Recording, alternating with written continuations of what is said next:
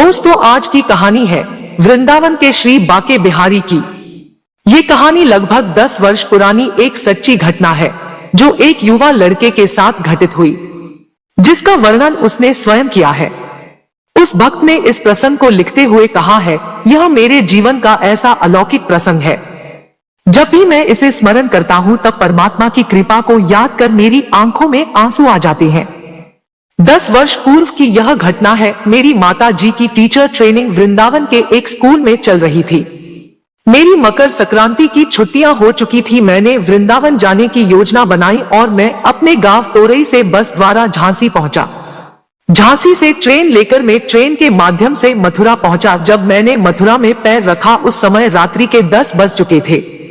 जाने का समय था, अर्थात सर्दी का समय चल रहा था और ठंड अपने चरम पर थी। मेरे पास थोड़ा बहुत सामान था और उस सामान के अलावा ओढ़ने के लिए मेरे पास एक कंबल शेष था, पर उस कंबल के माध्यम से उस जाड़े की ठंड को रोकना सरल नहीं था। मैं विचार करने लगा, इस रात्रि के समय में वृंदावन कैसे पहुंच सकूंगा। मन में बहुत सारे ख्याल आ रहे थे। कोई सवारी नहीं दिख रही थी। अब क्या करूं, मुझे कुछ समझ नहीं आ रहा था। ठंड की वजह से प्लेटफॉर्म पर रुकना भी सरल नहीं था। तभी एक तांगे वाला सवारी ढूंढते हुए आवाज देकर कहने लगा, किसी को वृंदावन जाना है क्या? तब उसकी आवाज सुनकर मैंने यह महसूस किया, लगता है परमात्मा ने किसी को यहाँ भेजा है। मैंने उसे आवाज देकर कहा, मुझे चलना है। रंग महल के पहले एक अग्रवाल धर्मशाला है, आप मुझे वहां तक पहुंचा दीजिए। मेरी माँ वहां किराए के कमरे में रहती है। तांगे वाले ने मुझे अपनी गाड़ी पर बैठा लिया और मुझे अग्रवाल धर्मशाला के पास छोड़कर आगे चला गया। वहां पहुंचकर मुझे अपनी माता जी का कमरा तो ध्यान नहीं था, मैं तो पहली बार ही आया था। अब घरों की ओर देखकर मैं हैरान हो गया। सारे घर बंद थे क्योंकि रात्रि का समय था और वहां पर बहुत अंधेरा छाया हुआ था और ठंड की अवस्था भी चरम पर थी। आप सोच सकते हैं उत्तर प्रदेश में जो शीतलहर चलती है वह कितनी भयानक होती है, और रात्रि के समय इस प्रकार बिना घर के घूमना तो और भी कठिन हो जाता है, क्योंकि सब लोग रात्रि के समय अपने घरों में विश्राम कर रहे थे और ऐसी अंधेरी रात में अपनी माताजी का कक्ष ढूंढना मेरे लिए भी कठिन हो रहा था। मैं 2-3 घरों के नजदीक गया, उनके दरवाजे खटखटाया, पर मेरी माताजी के कमरे का मुझे पता नहीं मिला। मुझे तो माताजी ने धर्मशाला के पास ही कमरा बताया था।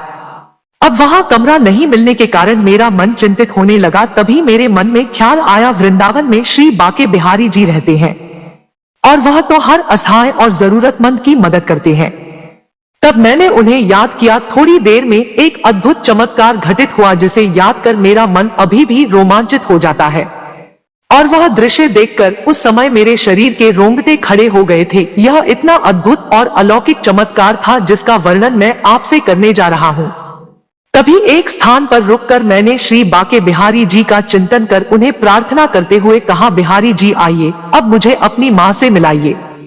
तभी उस अंधेरी रात में एक 8 वर्षीय बालक जो चेतन देव मंदिर के पीछे से निकला, उसने हाफ पेंट पहन रखी थी। वह मुझे देखकर पूछने लगा, क्या हुआ, इतनी ठंड में क्यों भटक रहे हो, किससे मिलना है? उस बालक की आवाज सुनकर मैं सन्न हो गया। मैंने उससे कहा, मैं गांव से आया हूँ, मेरी माँ की यहाँ टीचर ट्रेनिंग चल रही है, उसने यहाँ पर एक कमरा किराए पर ले रखा है, मैं उसे ढूंढ रहा हूँ, मिल नहीं पा रहा हूँ। तब उसने दरवाजे की तरफ इशारा करते हुए कहा, इस दरवाजे को खटखटाओ, यही रहती है तुम्हारी माँ। जैसे ही मैंने दरवाजा खटखटाया, अंदर से दरवाजा खुलने की आवाज आई। मैं पीछे मुड़कर उस बालक को धन्यवाद दे पाता, तब तक वह बालक वहां से गायब हो चुका था। मैं बड़ा भयभीत होने लगा। इस काली रात्रि में कौन था वह बालक जो मुझे सही घर का पता देकर गया, और फिर दरवाजे के अंदर से मेरी माँ ने मुझे देखकर गले लगा लिया। वह मुझे अपने कक्ष के अंदर लाई। मैंने अपनी माताजी को सारी बात बताते हुए कहा, माँ, आज तो बड़ा आश्चर्य हो गया, मैं तुम्हारा घर ढूंढ ढूंढ के परेशान हो गया, पर तुम्हारा कमरा मुझे नहीं मिला। इतना अंधेरा होने लगा और तुम कहाँ रहती हो यह भी मेरे को नहीं पता था। तभी मैंने मन ही मन श्री बाके बिहारी जी को प्रार्थना की, मुझे मार्ग दिखाइए। तभी अचानक से 8 वर्षीय बालक पता नहीं कहां से प्रकट हुआ और तुम्हारे घर का रास्ता बताकर यहां से चला गया। जब तक मैं उसे कुछ कह पाता पता नहीं वह कहां गायब हो गया। तब मेरी सारी बात सुनकर मेरी माँ ने मेरे मस्तक पर हाथ रखते हुए कहा, तुम बड़े भाग्यशाली हो, आज स्वयं बाके बिहारी तुम्हें मार्ग दिखा कर गए हैं।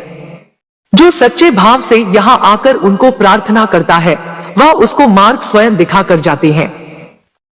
आज उन्होंने अपनी यह बात निश्चित पक्की कर दी कि जो एक बार मुझे सच्चे हृदय से पुकारेगा मैं उसकी सारी दुविधाएं दूर कर दूंगा। गीता में श्री कृष्ण ने कहा है कि अर्जुन, जो सच्चे भाव से मुझे पुकारता है मैं स्वयं प्रकट होकर उसके मार्ग का अवलोकन करता हूँ, उसे मार्ग दिखाता हूँ, भवसागर से पार लगा देता हूँ। तो पुत्र वह परमात्मा स्वयं आकर तुम्हें मेरे कक्ष का मार्ग दिखा कर गए हैं।